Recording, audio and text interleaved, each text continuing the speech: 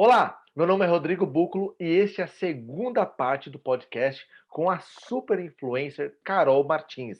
Se você ainda não assistiu o primeiro episódio, vai lá e assiste porque está sensacional. Claro, eu aproveito e peço para você curtir, comentar, compartilhar esse vídeo para que o canal cresça cada vez mais e possamos levar este conteúdo de extrema qualidade para o maior número de pessoas. Então pega essa matéria que você está lendo hoje aqui no UOL e ó, dispara para um monte de gente. Valeu? Carol, olha só. Falamos bastante no primeiro vídeo, você fez uma apresentação pessoal, falamos sobre uma série de coisas. Meu, primeiro, muito obrigado de novo por participar, tá? Mas eu queria te perguntar uma questão, olha só. 2020 foi um ano realmente que nós ainda não entendemos direito o que aconteceu, né? Muita coisa, esse Covid realmente mudou talvez a história da humanidade, ou realmente colocou um ponto ali na história da humanidade. E quais foram as maiores perguntas que você recebeu, as maiores dúvidas, as maiores angústias que as pessoas tiveram em 2020? Pergunta complexa essa, né? Porque olha, se teve uma coisa que as pessoas tiveram em 2020 foi dúvida, e de todos os tipos. E foi um momento diferente, porque as pessoas tinham as dúvidas que eu também tinha. E aí elas me Olha que perguntavam, e no legal. começo eram dúvidas que eu não conseguia responder, porque era uma situação nova para eles, mas para mim também, era algo novo para todo mundo. Tanto que num primeiro momento eu não me posicionei, eu não falei sobre, porque eu não estava entendendo aquilo. Uhum.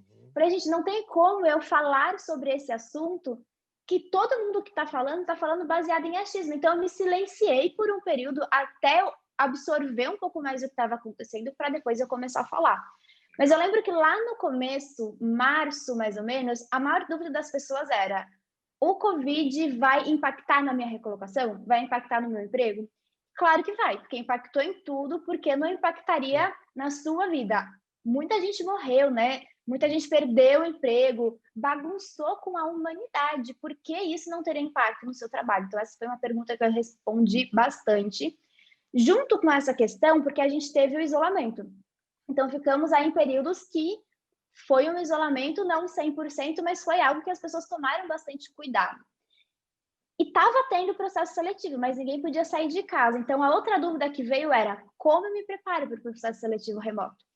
E o coronavírus, a gente pode olhar para um lado positivo, uma coisa que eu achei fantástica foi o quanto ele impulsionou a revolução tecnológica que estava ali, ó, travada, e aconteceu uma hora. A gente não queria que fosse assim. A nossa ideia era que fosse indo aos poucos, mas foi de uma vez. E isso não vai mudar. Por mais que você hoje possa fazer um processo seletivo presencial, no ano que vem, daqui 10 anos, você possa fazer isso, já não é mais tão necessário eu ter contato físico com você se eu posso Uhum. fazer tudo da minha casa. Eu estou em São Paulo, você está nos Estados Unidos e a gente está mantendo uma conversa muito boa. Por que você deveria pegar um avião e vir até aqui? Não faz mais sentido. Processo seletivo online ajuda tanto a empresa quanto o candidato, porque você não precisa perder tempo no trajeto, não precisa gastar dinheiro, a empresa não precisa de um espaço físico reservado, então ajuda muito. Outra coisa que as pessoas me perguntaram é que surgiu um novo termo no meio que a gente não estava muito acostumado, que era o vídeo currículo. Antes você não precisava, mas agora sim, você precisa. Antes dos processos de trainee era comum, porque o processo de trainee sempre está um passo à frente do que os outros processos seletivos. E aí no processo de trainee a gente já falava sobre isso, mas os outros não. E veio essa dúvida, meu Deus do céu, o vídeo currículo ele vai eliminar o currículo padrão? Como eu faço um vídeo currículo? Então as pessoas elas ficaram muito ansiosas quanto a isso. Mas aí eu percebi que do meio para o final do ano, essa ansiedade ela foi baixando um pouco, né? Porque aí todo mundo foi vendo que era algo que não tem o que fazer. Ou você se adapta, ou você se adapta. Não tem uma escolha ali no meio, tem que se adaptar. E aí as pessoas, graças a Deus, elas se adaptaram bem rápido. E o tipo de pergunta começou a mudar do meio para o final do ano e entrou naquele sentido: como que quando você acha que a economia vai dar uma recuperada? Ah, Quais são as vagas que estão mais em alta? Principalmente aqui no Brasil, no final do ano, aí em outubro, as empresas elas já começaram a acelerar é. de novo, né? Então, alguns mercados, claro, turismo, eventos ainda sofrem bastante. Mas a indústria, ela já voltou com o ritmo de produção pré-pandemia. Os setores, o varejo, bens de consumo, tecnologia, cresceu pra caramba. O setor da saúde, então, nem se fala. Sim. Então, é uma questão de readaptação, né? No começo, as pessoas faziam mais perguntas com medo. No meio, elas queriam entender como o processo estava É, funcionando. E mais no final do ano, eles queriam saber, tá bom, mas quando volta tudo ao normal? legal que você falou, achei bem interessante o ponto de antecipar projetos e mudanças, talvez de digitalização de processos seletivos, etc. Eu tenho um grande conhecido, Gustavo Polazon, e ele trabalha com tecnologia. Ele falou, Rodrigo, tivemos aí 20 anos em um. No sentido de Sim. muitas empresas que estavam com projetos na gaveta, aquela coisa assim, ano que vem faremos isso, vamos separar o orçamento para daqui 3 anos, na educação aconteceu mesmo, né? Como a minha escola, como a BESP já é uma escola online, eu não sofri nada, inclusive eu cresci em 2020, assim, eu cresci porque muitas pessoas que faziam cursos presenciais de inglês, com a paralisação, as escolas não estavam preparadas para darem continuidade com as aulas, e eu acabei crescendo 30% no meio da pandemia, assim, foi uma coisa muito grande para o mercado que estava completamente em baixa. E o Gustavo, ele fala muito disso, ele fala, Rodrigo, assim, várias empresas tiveram que tirar todos os seus projetos da gaveta e começaram a rodar esses projetos, assim, de uma hora para outra. E aí, o que eu queria bater um papo com você? Essas empresas que buscaram essa recolocação, que pegaram esses processos que estavam ali na gaveta ou eram projetos futuros. Agora, vamos pensar num pós-pandemia. Eu sei que é muito bola de cristal. Eu também eu concordo com você. No começo, as pessoas me perguntavam: o que você acha que vai ser? Como vai ser? Ainda nós não temos como saber certinho como vai ser, porque a pandemia nem acabou ainda, né? Mas como que você vê, então, você falou um pouquinho sobre isso das empresas não buscarem mais, não trazerem tantos profissionais, fazerem mais questões remotas, mas você acredita que isso vai para todos os níveis de contratação ou para questões assim mais gerência, diretoria, ou para todos? Você acredita que vai para todos ou não? Eu acho que vai sim para todos, mas não Legal. todas as empresas. Agora, um ponto que chama Legal. muita atenção é a gente pensar no pós-pandemia. Vai acontecer um pós-pandemia, Sim, com certeza vai. sim. Quando? A gente não sabe. Ainda não. Mas eu gosto de ilustrar o pós-pandemia com a gravidez. Presta atenção. Você descobriu que sua esposa está grávida, Aham. e aí vocês o tempo normal de uma criança nascer é 9 meses, mas pode ser que essa criança nasça antes. Você Sim. está esperando para os 9 meses, mas vai que nasce de 7. Meu filho, por exemplo, nasceu dos 7 meses. Os pais da criança não deixam para preparar o ambiente para a criança depois que ela nasce. No momento que você descobriu a gravidez, a mulher ela já fica maluca. Eu quero quarto dessa cor, compra Uhum. bichinho de pelúcia para uma criança que ainda nem nasceu. Eu sei bem Começa a disso. fazer chá de fralda, gasta um dinheiro gigantesco, vai ganhando presente. E é assim, foi assim comigo, Sim. foi assim com você. E eu acredito que é assim com a maior parte das pessoas. Exato. A criança não precisa nascer para você se preparar para ela. Você se prepara para o nascimento do teu filho quando ele ainda está na barriga. A pandemia não precisa acabar para você estar preparado para o mercado. Você vai se preparar para o pós-pandemia agora. É Sim. como se fosse uma gravidez. Pode ser daqui a 9 meses, mas pode ser daqui a 6 também. Você vai Exatamente. esperar passar para comprar. Porque se você não comprar as coisas do seu filho antes, quando ele nascer, ele vai ficar pelado. Você quer que a criança fique pelada? Não. Com a tua carreira é do mesmo jeito. Começa a pensar agora, porque senão lá na frente, todo mundo que planejou passa na tua frente. E aí você perde mais tempo. Então, essa preparação não é no pós. Essa preparação para o pós acontece agora, no meio da pandemia, com certeza. É bem aquela questão assim, se eu quero um futuro diferente, eu preciso fazer do meu presente algo diferente, não esperar chegar no futuro, né, eu tenho que mudar Exatamente isso. diferente. Legal. Carol, e olha só, não tem como não te perguntar isso, tá? Você prepara muitas pessoas, você conversa com muitas pessoas, você tem contato, você tem uma interação muito grande. Vamos lá, Carol, quais são os principais acertos e erros que o profissional que está em uma busca ali de recolocação ou que ele está procurando uma transição de carreira, quais são os principais erros e acertos que um profissional comete no LinkedIn? E é claro, já vou estender essa pergunta para nós batermos um papo também. As pessoas ainda acreditam que colocar ali aquela mentirinha no currículo, inglês intermediário, cursando na escola tal, no livro 3, Excel intermediário. Eu acho que esses são os dois maiores casos de eliminação, né, de entrevistas. Né? Excel básico, então tá bom, faz uma tabela dinâmica, acabou. Inglês intermediário, então você está pronto para uma entrevista em inglês? Acabou. Então, assim, quais são os maiores erros e acertos na busca por uma vaga no LinkedIn? E a segunda pergunta, né, o nosso segundo bate-papo, claro, as pessoas ainda estão mentindo de inglês, Excel ou qualquer outra coisa. Eu lembrei do inglês Excel no currículo. Okay. Vamos começar pelos erros e acertos, então. Pior erro de todos é aquela pessoa que tem um perfil e é um perfil fantasma. O que tem de informação? A foto. Aí no título ela coloca desempregado, em transição de carreira, em busca de recolocação. Isso aí mata o candidato na hora, porque o recrutador não procura por desempregado. Ele procura pelo profissional da área tal. Estar desempregado não é a forma como você deve se apresentar como profissional. Entendi. Você está desempregado, mas você é um profissional da área financeira, especialista em planejamento. Então, quem é você? Gerente financeiro, especialista de planejamento. Desempregado é o que você está, não o que você é. Perfeito, então, a gente se apresenta como aquilo que nós somos. Pessoas que não preenchem bem o perfil, então não tem perfil campeão, que é assim, no mínimo. Pessoas que não têm interação, porque o LinkedIn é uma rede social.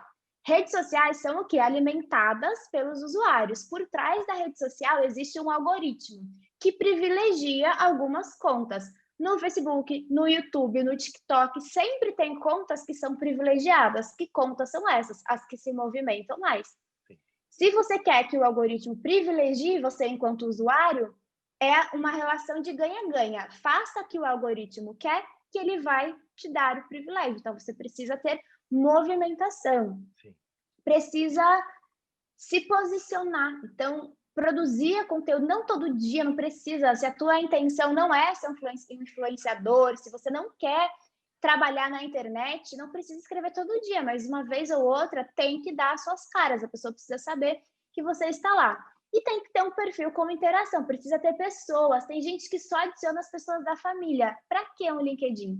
Porque se eu sou sua prima, e aí eu sei que tem uma vaga aberta compatível ao seu perfil, eu não vou entrar no teu LinkedIn, eu vou ligar para você, caramba, tem seu telefone.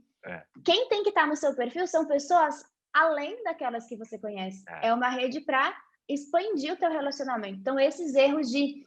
E tem outra também, as pessoas falam assim, eu tô escrevendo conteúdo, mas eu não tô nem aí para curtida. Gente, não tem essa. Curtida, comentário é muito importante. Se você quer escrever uma coisa e não quer que ninguém veja, você escreve no diário, põe embaixo do seu colchão, tranca e fica ali só para você. Na internet não é para você, é para o outro. E o outro precisa gostar daquilo que você escreveu. Então, os principais erros aí, falei vários, são essa falta de movimento, essa falta de preenchimento no perfil e uma exposição necessária. Tem que ter. Quem não faz isso acaba errando. E aí, do contrário, a gente tem os acertos, que são as pessoas que enxergam além. Então, entendem sobre palavras-chave, a importância das palavras-chave e onde inserir essas palavras-chave. Quanto melhores forem as palavras-chave, mais chance você tem de ser encontrado.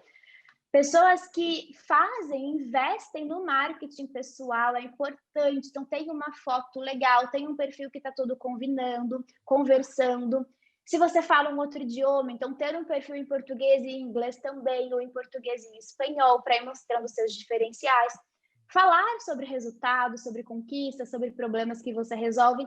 No geral, quanto mais preenchimento, palavras-chave e movimento, mais a pessoa tem chance de conseguir aquilo que ela está querendo. Legal. Carol, antes de você responder outra pergunta, questões mais, entre aspas, complicadas. Política, religião, discussões assim. Houve um cancelamento aí na mídia, agora é até a onda do cancelamento, né? Alguém foi cancelado. É bom ou não que a pessoa se posicione? Até quando ela pode se posicionar? Eu acho que esse tipo de exposição, enquanto não é parte da sua profissão, não é necessário. Vou dar o meu exemplo. Eu sou uma pessoa que hoje precisa se posicionar porque o público cobra um certo posicionamento da minha parte. Por exemplo, quando o Magazine Luiza abriu o processo seletivo de trainees apenas para negros. Eu Certo? sou uma pessoa vista como referência na área de carreira, tenho o maior perfil desse nicho no Brasil. Como eu não falaria sobre isso? O Sim. meu público esperava um Já tem posicionamento, uma. mas você precisa falar sobre. E se Uhum. a sua opinião ela é uma opinião diferente da maioria, para quê? Por que, que você vai falar sobre política? E aí eu estou falando de uma política partidária. Você é de um Sim, lado, do outro, apoia um sim. partido ou outro. E as outras pessoas, se elas não concordam. O Brasil ele ficou muito polarizado, É. né, politicamente. Então, às vezes, você é de extrema direita. E aí tem um recrutador que está buscando o seu perfil, entra lá e é um cara de extrema esquerda. É uma questão pessoal. O que ele faz? Ele te exclui por julgamento Sim. pessoal. Deveria acontecer? Não. Mas, se não houvesse esse posicionamento, ele nem saberia Sim, disso. entendi. Você erra, ele erra também. Então, discursos que a gente fala sobre pautas. Esse é um tipo de posicionamento saudável. Então, se você é uma pessoa que apoia e pautas contra como não ao racismo, igualdade de gênero, empoderamento feminino, se você é uma pessoa que apoia, levanta a bandeira da diversidade, da inclusão, falar sobre isso é positivo. Legal. Agora, se você é um cara que acha que não deveria existir cotas para PCDs, é uma opinião um pouco desumana falar sobre Uhum. isso, porque a gente sabe que é desigual para um PCD e para uma pessoa não PCD. Então, algumas opiniões guarde para você. É Le- melhor que o mundo não saiba disso. Legal. Então vamos voltar agora para aquela pergunta-chave. A mentira no currículo que eu te perguntei, né? As pessoas ainda estão colocando inglês intermediário, rezando para não acontecer uma entrevista, e Excel intermediário e rezando 3 vezes mais para o recrutador não pedir uma tabela dinâmica, um PROC V, alguma coisa mais sofisticada. Essas são as mentiras mais comuns que aparecem, mas não são só essas mentiras. Por exemplo, tem gente que é assim, é o mentiroso mais avançado. Então ele fala que trabalhou como gerente numa empresa e ele nunca pisou nessa empresa. Nossa. Tem gente que era assistente, mas coloca que era coordenador. Tem Aham. gente que é contratado por uma empresa terceirizada E e fala, presta serviço numa multinacional e fala que trabalhou na sim, multinacional. Essas mentiras, por exemplo, você era assistente, mas desempenhava funções de coordenador. Não é uma mentira tão, meu Deus, mentira, mas não deixa de ser uma é uma mentira. Não mentira. importa se Sim, você fazia funções de coordenador, você era assistente, então é entende? assistente que você vai Sim. votar. E aí tem as mentiras que são assim, as mais fáceis de serem descobertas e que as pessoas mais contam, que são competências técnicas. Então, você falar que tem inglês avançado e eu te fazer uma pergunta, você fica vermelho, morrendo de vergonha. Não tem inglês avançado. Você falar que tem um nível bom de Excel, eu abrir o computador e falar, então, resolve esse teste aqui. E acontece muitas vezes da pessoa ir fazer o teste, olhar no Google, demora tempo demais, procura exemplo no YouTube. Então a gente consegue pegar. Inglês e Excel com certeza são campeões de mentiras, mas tem essas outras mentiras aí que são mais elaboradas que também aparecem. É legal que você citou a questão da empresa. Eu trabalhei em várias franqueadoras ao longo da minha vida, e isso acontecia muito, porque a pessoa, às vezes, ela trabalhava para a escola, para uma unidade, né, da marca, e ela falava que trabalhava na franqueadora. Então, às vezes, as pessoas Aham. já me ligaram algumas vezes, olha, para pedir referência, eu estou pedindo referência da pessoa X, que disse que trabalha aí no departamento pedagógico. Não, a pessoa nunca trabalhou no departamento pedagógico. Aqui não. Aí quando eu ia ver, né, quando eu buscava as informações, a pessoa não, ela trabalhava numa escola da marca, só que ela dizia que trabalhava na marca em si, né, que tem uma grande diferença. E também de prestadores de serviço também, né, algumas escolas que contratavam equipes de treinamento ou de vendas, e a pessoa que falava, não, eu trabalho para a marca tal. Não, trabalhava para uma consultoria, para uma empresa que prestava serviço. Isso realmente aconteceu várias vezes, não várias não, mas algumas vezes aconteceu sim. E olha que engraçado, né? tão importante quanto você não mentir no currículo, buscar desenvolvimento. Eu sempre conto uma história, Carol, sobre o poder do feedback. Eu sei que eu estou fugindo um pouco da nossa linha aqui, mas trabalhar com pessoas é trabalhar com liderança, trabalhar com desenvolvimento de pessoas. Eu tive um líder uma vez e ele foi me dando um feedback, ele falou assim, Rodrigo, você, parte pedagógica perfeita, parte de gestão de pessoas muito legal, deu feedback e tal, mas tem uma coisa que, se você quer crescer nessa empresa, por mais que você está no departamento pedagógico, você vai ter que aprender de uma forma, vai desenvolver, você precisa desenvolver mais essa capacidade, Excel. E eu falei, nossa, porque eu era assim, eu posso falar que isso já são uns 5, 6 anos, 2020, 6 anos. Eu era a pessoa que não sabia somar 2 células no Excel. Não sabia nada, nada, nada. Só que aprender Excel de verdade, fazer curso, estudar e ficar horas e horas aprendendo, realmente mudou a minha capacidade de gestão da equipe com essa ferramenta. Então, é fundamental que as pessoas parem de mentir e realmente aprendam de verdade, não só o Excel, como o inglês. Carol, obrigado por mais este vídeo, foi maravilhoso. Pessoal, olha só, esse é o segundo vídeo da série. Semana que vem tem mais, mas assistiu o primeiro? Já assistiu esse aqui? Curtiu? Compartilhou? Mande para a galera, porque a Carol, de novo, deu um show aqui de conteúdo e eu tenho certeza que esse conteúdo vai ajudar muita gente. Então, brigadão, Carol, brigadão todo mundo e nos vemos semana que vem. Valeu!